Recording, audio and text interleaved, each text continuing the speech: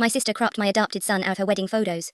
The photographer saved the originals. My sister, Camille, asked my 8-year-old son Milo to carry the rings at her vineyard wedding. His adoption had been final for 2 years, and he took the job very seriously. For a month, he practiced walking slowly across our living room. He kept the empty ring box balanced on a cookbook and made me time him. Camille even chose his navy jacket. He'll look perfect with the flowers, she said. I wanted to believe that meant she finally saw him as family. Camille had always been polite to Milo, but she called his adoption your big project when he couldn't hear. As my wedding gift, I paid the photographer's deposit. That made me a billing contact on the contract and gave me access to the final proof gallery. The wedding itself felt easy. Milo carried the rings without stumbling, danced with my mother, and stood between me and Camille during the formal family portraits. The photographer, Marisol, made him laugh by pretending a grape had rolled into her camera. 5 weeks later, Camille brought the finished album to our mother's birthday dinner. Milo found the ceremony pages first. There was the aisle, the flowers, and the ring box in Camille's hand. The page skipped from an empty aisle to Camille entering with our father. Then he reached the family portraits. In one picture, my shoulder touched the right edge of the frame. I remembered Milo standing beside me, but he was gone. Another photograph ended just after my husband's sleeve. Every group image had been cropped around him. Milo stared at the album and asked, "Did I do something bad in the pictures?"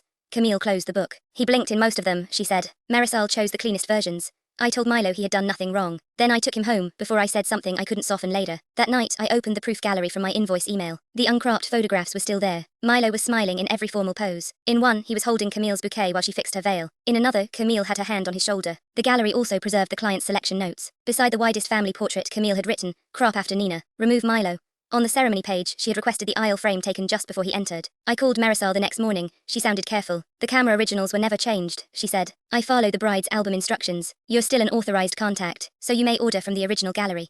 I ordered one uncut portrait and a small album showing the ceremony in order. I didn't post anything online. Camille called when she received the order notification. "It's my wedding album," she said. "Yes, and you removed my child from it."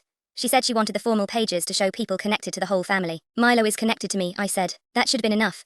Camille told our relatives I was creating drama over artistic choices. I replied once in the family chat with the original portrait and her written crop request. My mother asked Camille why she had lied about blinking. Camille left the chat. A week later, the uncut print arrived. My mother replaced the cropped portrait on her hallway table without making a speech. She also told Camille that Milo's place in the family wasn't hers to edit. Camille sent me an apology that blamed wedding stress. I said she could try again when she was ready to apologize to Milo without explaining herself. For his school family project, Milo chose the uncut photograph. I helped him place it in a plain wooden frame and left every person in it.